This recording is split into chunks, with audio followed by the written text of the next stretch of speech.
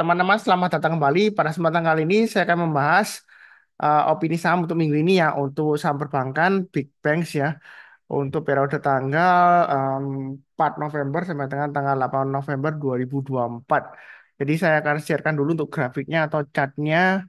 Yang pertama saya bahas adalah untuk saham BPCA atau Bank Sentral Asia ya. Jadi kalau kita perhatikan di sini untuk saham Bank Sentral Asia ini sudah memasukin area tiga area buy on weakness yang saya gambarkan.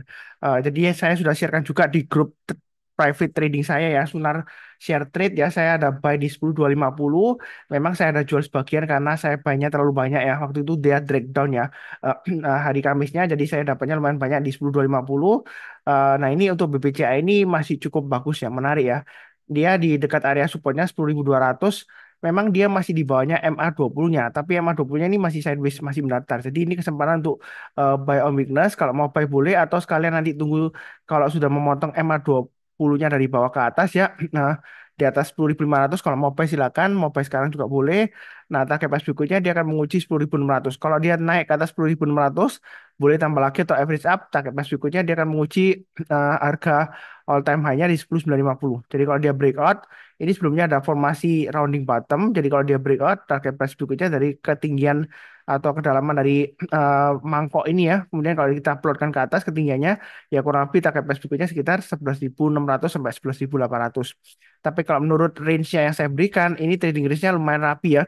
10.600, kemudian sekitar 11.000, setelah itu 11.000, target price berikutnya di 11.400 dan 11.800. Jadi untuk BBCA ini mau buy sekarang boleh, atau kalau sekalian, Pak Sunar ini kan masih testing 10.200 ya, Anda boleh tunggu di 10.200 juga boleh. Jadi kalau turun jangan langsung buy, tunggu menjelang penutupan atau besok paginya, kalau dia sudah berhasil naik ke atas 10.200 kita barusan buy ya. Nah untuk BBCA ini laporan keuangan kuartal 3 dia IPS-nya lumayan bagus ya. Kenaikannya year on year sekitar 16% ya dibandingkan dengan tahun lalu di kuartal tiganya. Nah, memang BBCA ini terakhir ada sentimen kredit macetnya di emiten real ya, itu lumayan besar ya. Tapi kalau ukuran sekitar 1, berapa triliun gitu ya mas saya, itu bagi BBCA menurut saya sih masih manageable ya, nggak seberapa terlalu berdampak kepada fundamental dari perusahaannya karena dia masih cukup solid dan defensif ya seperti itu.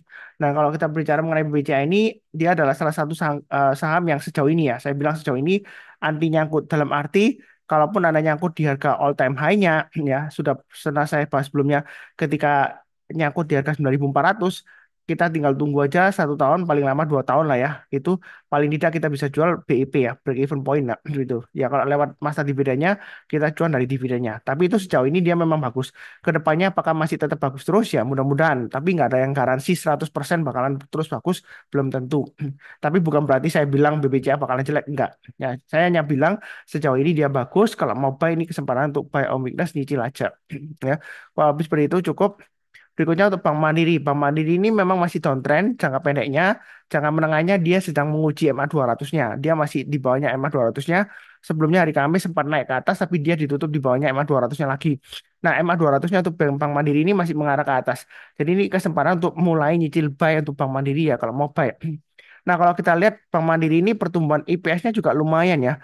Eh, dari 148 kuartal 3 tahun 2023, kemudian kuartal 3 tahun 2024 IPS-nya 166 ya kalau nggak salah ya. Itu kenaikannya sekitar 12%. Jadi secara fundamental kalau kita lihat dari IPS-nya lumayan bagus ya. Nah, memang dia kalau kita lihat asing masih jualan di sini dan harganya masih cenderung turun ya. MA20-nya mengarah ke bawah, harganya masih di bawahnya MA20-nya. Kalau mau buy sebenarnya jangan terlalu banyak. Memang saya ada nyicil buy untuk Bank Mandiri ya. Saya nyicilnya buy-nya memang ke bawah, tapi saya bukan artinya dalam arti average down ya. Saya nyicilnya bertahap aja. Nyicilnya sedikit-sedikit gitu ya. Seperti itu. Jadi maksimum ya kalau mau bayar weakness sekitar 6.400 sampai 6.500. Tapi kalau sudah di bawahnya 6.400 jangan buy lagi karena kalau dia turun di bawahnya 6.400 untuk Bank Mandiri dia turunnya bisa lumayan dalam, bisa sampai 5.000. Ini sebelumnya dia turun sampai 5.500 ya di bawahnya di sini. Jadi untuk Bank Mandiri lebih baik kalau Anda misalnya ragu-ragu tunggu aja kalau dia berhasil naik ke atas 6.800 ya, garis yang sudah saya berikan, atau swing high-nya dari minggu lalu naik ke atas 6.825 kita barusan buy ya. Kalau sudah punya ya tunggu aja naik ke atas kita barusan tambah lagi atau average up. Karena ini masih cenderung risiko turun ya, masih testing area supportnya 6.400-an itu untuk Bank Mandiri ya. Kurang lebih seperti itu cukup ya. Berikutnya BBRI, asing ini masih net sale-nya lumayan besar ya. Nah, kalau kita lihat dari pertumbuhan IPS-nya atau BBRI, dia sebenarnya not bad dah ya. Dia masih tumbuh 5,2%. Eh, tahun lalu IPS-nya kuartal 3 96, tahun ini dia 101 untuk BBRI. Jadi masih cukup menarik. Nah, ini tuh BBRI sudah saya sebutkan.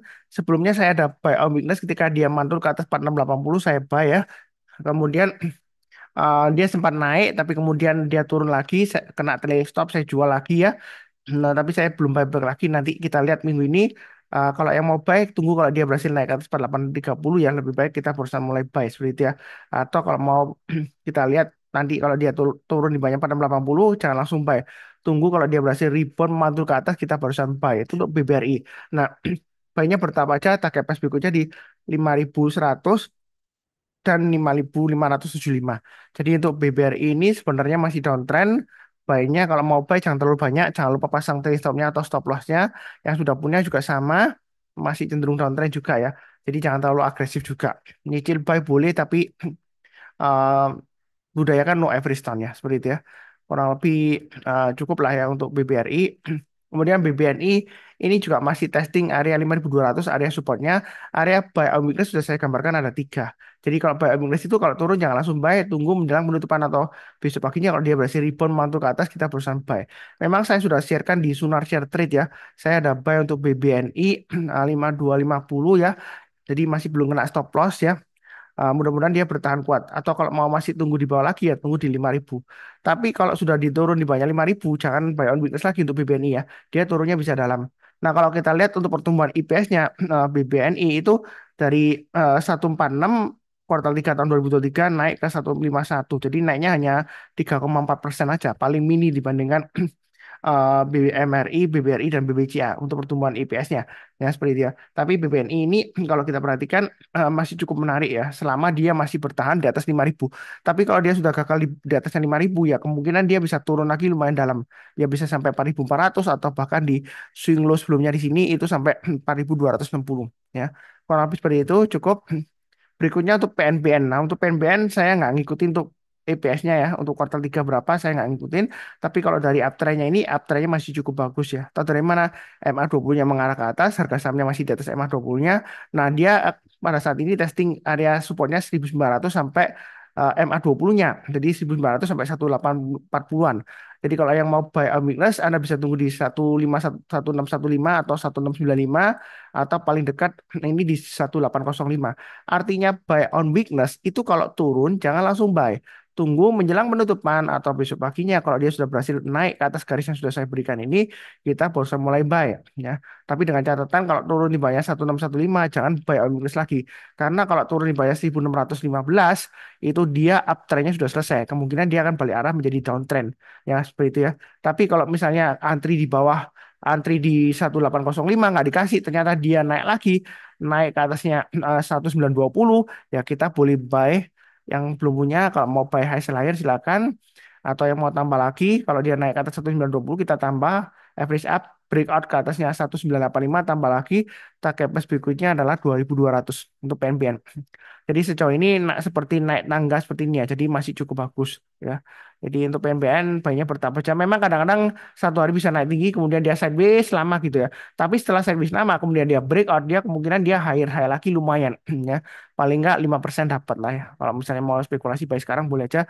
Yang penting adalah pasang stop lossnya maksimum di 1695 lah. Atau pakai acuan swing low di sini 1655. Kalau terlalu jauh stop lossnya Anda bisa pakai di tengah-tengahnya ya. Mungkin 1705 atau 1755 ya seperti itu ya, seperti itu. Eh, jadi Anda bisa pasang aja sesuai dengan resiko profil masing-masing ya. Kurang lebih cukup. Berikutnya tuh BRIS. BRIS ini masih sideways. Range-nya di antara 2870 sampai 3200. Memang sebelumnya saya sebutkan kalau di Sunar Share Trade itu range-nya untuk BRIS itu 3000 sampai 3300. Tapi kalau garisan cat saya di 2870 sampai 3200.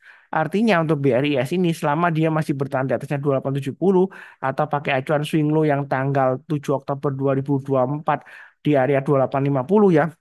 untuk BRIS ini masih cukup bagus. Memang dia sideways, ini kesempatan kalau mau buy on weakness ya sekitar area 2850 sampai 2950. Nah, kalau dia gagal bertahan di atas 2800 kemungkinan ya Anda jual dulu nanti Anda buyback kemungkinan nanti dikasih sekitar 2590 sampai 2680 ketika dia testing MA 200-nya atau kalau agak ke bawah ya tunggu di 2400. Tetapi jangan lupa kalau dia turun di bawahnya 2400 jangan buy on weakness karena kalau sudah di bawahnya 2400 uptrend-nya sudah selesai. Ya, kemungkinan dia akan downtrend atau sideways di bawah. Itu untuk BRIS. Jadi kadang beli saham itu jangan terlalu di bawah karena kalau di bawah nanti trennya sudah berbalik arah jadi downtrend. Ya, entah kapan kita nunggunya barusan balik lagi arahnya ke uptrend ya kita nggak tahu. Ya, takutnya kita nggak sabar menunggu atau em, kita sabar menunggu tapi tiba-tiba kita perlu uangnya sehingga kita perlu jual ya seperti itu ya. Jadi yang penting adalah follow the trend. Selama trennya masih bagus ya kita boleh buy ya atau hold ya kalau masih punya. Ini trennya masih sideways. Sidewaysnya juga masih bagus sebenarnya ya. Selama dia masih bertahan di atasnya 2600. Memang agak jauh ya. Jangka menengahnya memang 2600 acuannya atau yang garis yang saya berikan 2590 atau mengikuti swing low yang di sini. Ini swing low yang tanggal 4 September di 2540 ya seperti itu ya maksimum 2540 lah kalau 2400 mungkin terlalu jauh ya stop lossnya ya. Eh, jadi 2550 aja selama di atasnya itu sebenarnya masih cukup menarik memang masih sideways ada kemungkinan turun di bawahnya 2800 nggak mas Sebentar. Ada aja kalau dia turun di bawahnya 2870 ya kemungkinan dia akan testing 2800 ya seperti itu ya gampang aja jadi ini trading range anggap seperti lantai bangunan. Misalnya kita sudah di lantai 6 gitu ya kalau dia breakout ke atas 3200 ya dia akan coba untuk menuju ke lantai bangunan berikutnya sekitar 3500 sampai 3600 ya. Itu untuk BRIS kurang lebih cukup untuk opini saham untuk minggu ini sekitar tanggal 4 sampai 8 November 2024. Jangan lupa nonton video yang lainnya, linknya dari video deskripsi di bawah ini. Kemudian di akhir video izinkan saya mendoakan semuanya selalu sehat, damai dan sejahtera selalu. Amin. Terima kasih banyak. Sekian, tetap semangat.